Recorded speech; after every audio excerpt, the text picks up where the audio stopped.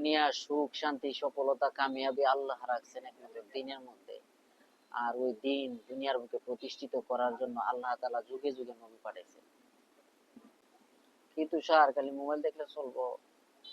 আল্লাহ তাআলার আল্লাহ তাআলার হুকুম, নবীর তরিকাতে জীবন সাজাইতে হইব। আল্লাহ তাআলার হুকুমের সাথে জীবনকে সাজাইলে, আর নবীর সুন্নতের সাথে জীবনকে সাজাইলে আল্লাহ তাআলা দুনিয়াতে বাদশাহীর জিন্দেগি দিব, আখিরাতেও বাদশাহীর জিন্দেগি দিব। দুনিয়া সুখ শান্তি সফলতা কামিয়াবি আল্লাহ রাখছেন একমাত্র দিনের মধ্যে। আর ওই দিন দুনিয়ার বুকে প্রতিষ্ঠিত করার জন্য আল্লাহ তাআলা যুগে যুগে নবী পাঠাইছেন। এখন নবুয়তের দরজা বন্ধ, নবী আর আসবে না। কিন্তু এই নবুয়তের কাজ আখিরি নবী পয়গম্বর আলাইহিস সালাম হুজুর সাল্লাল্লাহু আলাইহি সাল্লাম দুনিয়া থেকে চলে গেছেন।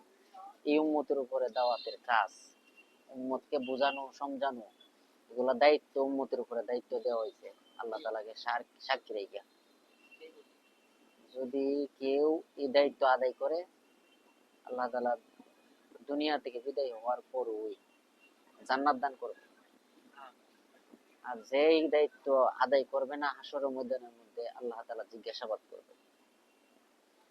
পায়ের মধ্যে শিকল লাগানো হবে, হাতের মধ্যে শিকল লাগানো হবে, গলার মধ্যে লোহার বেড়ি পরানো হবে।